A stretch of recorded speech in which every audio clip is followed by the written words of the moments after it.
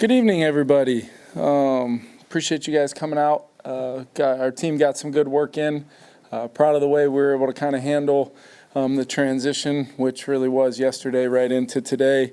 And our guys were really flying around. It was a good Friday practice for us. Really excited about the opportunity to be here. Already feeling, genuinely such great respect for the people hosting us here, not only on property, but just feeling the excitement of getting an opportunity to play in front of a lot of Vikings fans here in London is a big deal to us. Really, the only player that will have a game designation is TJ Hockenson. We opened up his window today, and he took part in practice in a limited capacity, which was great to see. Long time coming for TJ. Looked really good today. But I'll open it up to your questions. Hey Coach, so you guys are undefeated, playing some amazing football, but you're also undefeated in the UK. Why do you think that is? What is the reason for that? What's happening with this? Yeah, I'm not sure. I just know that every team is its own, and you've got to find a way in many ways, depending on when the trip is, what the week after looks like. Last time we came out here in 22, we were able to get a win and then go home and get a win with a home game the following week. This week, being a week later, we'll take the bye after, and really a well-deserved bye for our players. But the mindset is, nothing that we've done up until this point has anything to do with Sunday, playing a really good football team and just trying to go 1-0 this week. And then we'll reset coming off the bye, but totally locked in where we are right now on a heck of a challenge in the New York Jets. Got a lot of respect for Coach Saleh, Aaron Rodgers at quarterback, one of the best defenses in the National Football League. We've got to play well if we think we're going to find a way to get a win on Sunday. How did TJ look to you in his first day back? Looked great. Yeah, he looked great. He got some kind of reps here and there and just working through just being back out there. A lot of the guys excited to see him. He looks like he's in phenomenal physical shape, which is to be expected after what's really been a long period of time where he's just focused on one day at a time. He's gotten a lot stronger, running really well. So it's going to be an exciting time here over these next few days to keep getting him work. And when we can get him back out there, it'll be a huge lift to our offense. Yeah, when you look at your offense, the speed at the skill position really shows up. How much did you guys prioritize that when you went to reshape your roster? Yeah, I think, you look at our receiver position starts with Justin Jefferson, who really, he plays so fast, an incredible explosive athlete, dynamic, change of direction. He can really play all three spots. So we wanted to make sure that the rest of that room consisted of guys that could all, first and foremost, win one-on-one matchups, and how they do that might look differently with each guy you're talking about. But we prioritized Jordan Addison as a player that would ultimately complement that 1A, 1B feel with Justin. Jordan is flying around the field. He's hitting some crazy numbers speed-wise. He's always been a guy from a route running standpoint that came into this league capable of doing everything that we ask of him. I think he's growing from an understanding and just an experience standpoint of how he's being defended, how we can help him, how he can maximize using some of our formations and where he aligns, maybe with Justin, away from Justin. And then I think the emergence of really, Jalen Naylor. There's a reason why we call him Speedy, and that wasn't a name I gave him. People have been calling him Speedy for his whole life practically. So he runs really well. He's been dynamic with his route running, making some huge plays, especially on those weighty downs. Like, he's had a touchdown in a lot of our games up until last week. And then Jordan Addison comes back and has two of them. So you're seeing the impact. And then I don't think enough has been said about Brandon Powell, Trent Sherfield, even Tristan when he was up there for a couple weeks. Just total, complete players. Run game impact, physicality, and then guys that if you throw it to them and they get the one-on-one on that rep, they can all make the play. So I think Sam's been really, really happy with that group, top to bottom. We just got to keep on figuring out new ways to deploy those guys to try to have a big impact on game day. Kevin, you said you give props to the Jets defense, which rightly so, but your defense isn't doing too bad itself. Yeah. You're number one in sacks, interceptions, quarterback pressures. How great is it to have someone like Brian Flores on your staff, and how far do you think his defense can go? Yeah, I think when we decided to bring Flo in, he was the guy. He was somebody that I had kind of identified even before I got an opportunity to get this job, and it just didn't work out at the time. But the idea of having coached against his defenses before, and just the mental stress you're under as a coordinator on the other side, trying to prepare your guys for all the looks that you may see. It is snap in and snap out, in some cases chaos, and takes a lot of we got great coaches in this league, and one of the main reasons I wanted Flo to be coaching our defense is so I didn't have to coach against him anymore. Against you, so. Exactly. So I think Flo's done a great job. The scheme is one thing. The player ownership of that scheme and how Flo and his staff coach it is a totally different thing. The connection he has with those players, and just how on game day sometimes it feels like you're kind of handing the keys over. My oldest isn't old enough to drive yet, but in many ways handing those keys over to a first-time driver in that opener, and these guys are now ready to maybe we buy them a nicer car week in and week out here, and they can take it for a spin because they've owned it.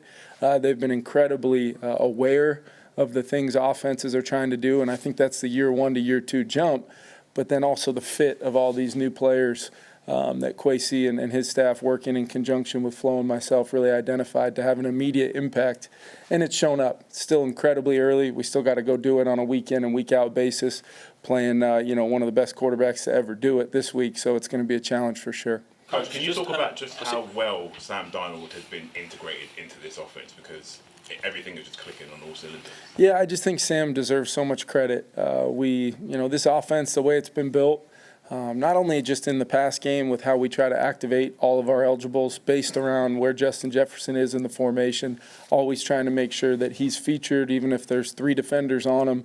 We want to try to figure out ways to activate Justin, but all the other eligibles, kind of being the traffic cop pre-snap of making sure all the motions and shifts that we do, the timing of the snap, there's so many little details that go into it that can overwhelm some guys sometimes. And that's where I think Sam from day one has had almost been surgical in his daily preparation and being able to kind of stack things, layer, learn, whatever you want to call it. But when he hits the grass and gets on the field on Sundays, you just feel a confidence from our football team and Sam, and that's something that's earned. That's not given. And I think he deserves all the credit for that. I think his coaches, Josh McCown and Grant Udinsky, Wes Phillips at the coordinator spot, have done a phenomenal job with him, and makes it fun for me to call plays on game day, knowing, I've got that kind of ownership at the position. Coach, obviously you've seen Sam come in. It's been really natural for him. But when he first walked through the door, did you know it was going to be a perfect fit? You'd like to think anytime you're identifying a player in free agency, just like Jonathan Grenard or Andrew Van Ginkel, Blake Cashman, Shaq Griffin, Jerry Tillery, you want Aaron Jones, you want those guys to be fits. But there's another layer that some folks in here have heard me talk about before. Are they smart, tough, and love football? Are they going to be great teammates? Because we've built a culture where those guys tend to do pretty well. And with the coaching that we hopefully can give these guys on a daily basis, the quarterback position obviously is highlighted, and rightly so. It's the hardest position in all of professional sports. I normally say that, and people aren't willing to fight me, but I'm sure some fans here could argue, covering Ronaldo or one of these guys might be a difficult thing. But just the way Sam is, I think he's physically gifted. There's a reason why he was the 3rd pick in the draft. He's tough. He's a good athlete. He has all the things that lead you to believe it's going to work well. What Sam's been able to do these first 4 weeks, and hopefully will continue to do, has not surprised me, but I'm really proud of him. I'm really proud of the way he's used his path, his quarterback journey, to become a very mature player, still relatively young player, but he's used this journey to be the best version of himself right now, where his feet are planted, and that's all I really care about. Not really concerned about the past, just really excited about the present with Sam Darnold and what he means to our team. Coach, just quickly going back to the idea of playing in London. As you said, there's so many Minnesota Viking fans in London, and it's such a high-profile game. Does that impact your preparation in terms of wanting to make it a spectacle, wanting to put on a show for your London fans, or is it business as usual? What does that ever come into your thinking? I think, week in and week out in the NFL, you're just trying to win games, and hopefully you can provide some entertainment to the great fans, especially the Vikings fans. We felt that the last time we came here, really as the road team. I remember standing there, pregame and seeing so much purple in the crowd, and just absolutely loved it. The energy in the stadium is electric the entire game. The fan base here just brings juice, which only, you could throw out all the travel and everything that leads into these games because these guys get pretty fired up to play over here.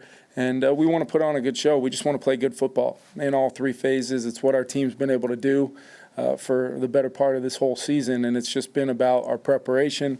It's been about the moments that lead into the game. What are we doing to make sure that we can effectively go out there and play good football? And I think you earn that and the confidence to do so by what you do leading into the football game, which our guys have had a great week, so I'm excited to watch them play. Coach, for the fans who are independent and you want to sell your franchise, give you opportunity now to become the franchise face. Why should they support your team? That's a great question. You guys got enough time?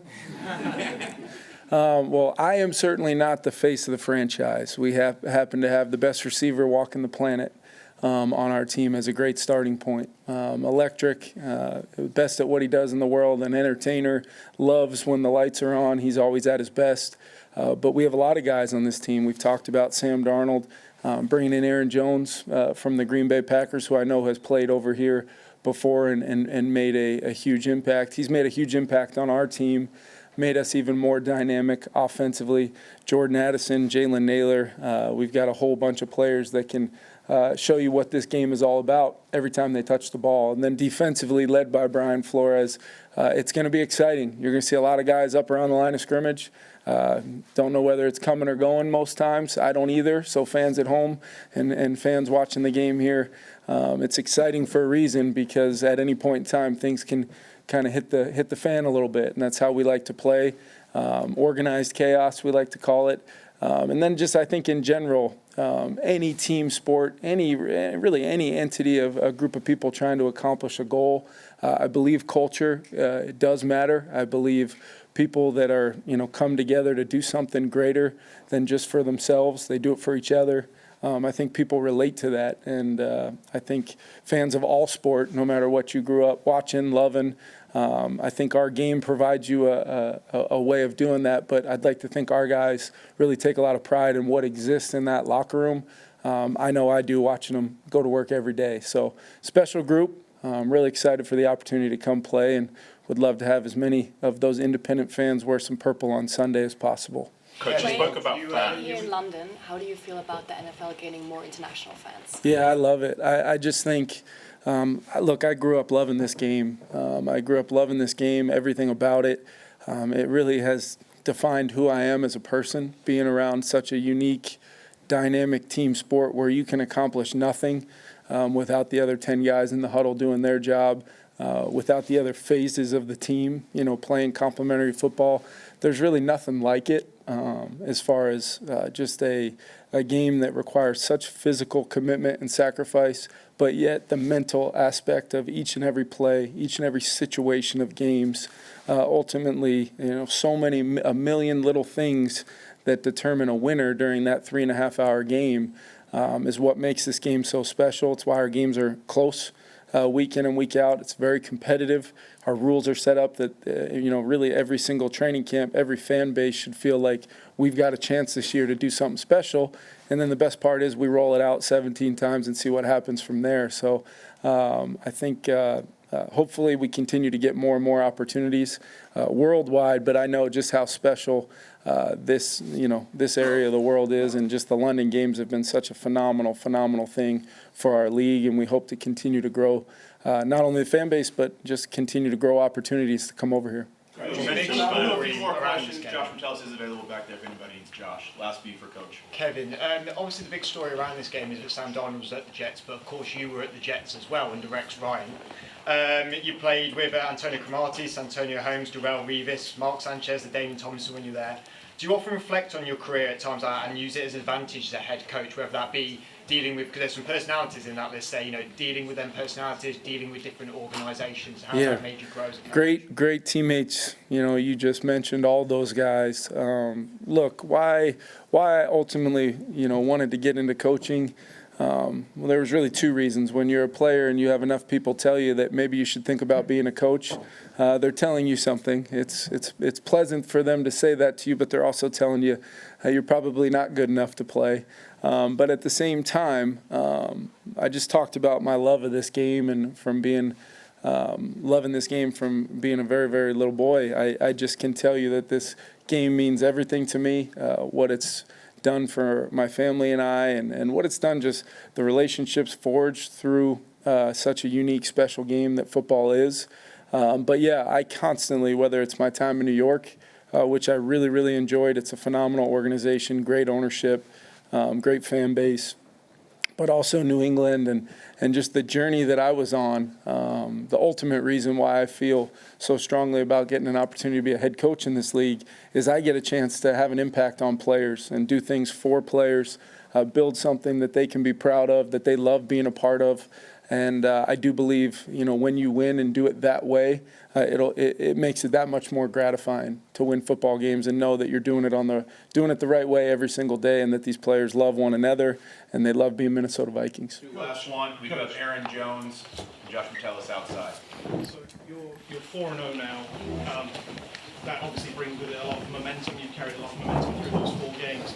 But now you've had a long trip over from Minneapolis to London. You've got a bye week next week. How do you make sure that momentum carries forward through an entire 18-week season? Yeah, I think momentum is a powerful thing in the NFL, week to week, but also in game. No greater example than last Sunday, playing at Lambeau Field and having a 28-0 lead. And that team, captures the momentum. In many ways, you have to make sure you don't do anything to make it easy for that team to capture the momentum, which we did. And then it's about what are you going to do in those moments? Are you going to respond? Are you going to, try to make enough plays to get that momentum back, or at least find a way to win the football game? So I think that plays into it. The fact that we've felt that in game already this year. I know we've led. I think we've led during a lot of our games. We have not played from behind a ton. But at the same time, we've had a chip on our shoulder since the very beginning of the season. A lot of people have taken note of the start that we're off to. And as I tell our guys every single time I get to stand in front of them, that means absolutely nothing. We still need to focus on 2 things: looking to our left and seeing your teammates and playing for those guys, and then looking to your right and seeing that big old chip on your shoulder that will not go away. And how you do that is I got out in front of this enough talking to our team about my confidence in what we could become. And then we had to go to work in training camp and actively chase becoming what we've hopefully become early on in this season. And then every single week, wiping the slate clean, knowing that means absolutely nothing. We've got to go out for 4 quarters this week and reestablish ourselves, our identity, our play style, our football philosophy. It's got to be reestablished on a week in and week out basis, and that's how you win consistently in this league. And I think I have a mature team. I have a team that loves playing football, a bunch of smart guys that know they've got to be ready to go come 2:30 on Sunday. Thanks, everyone. Thank you. Justin Jefferson.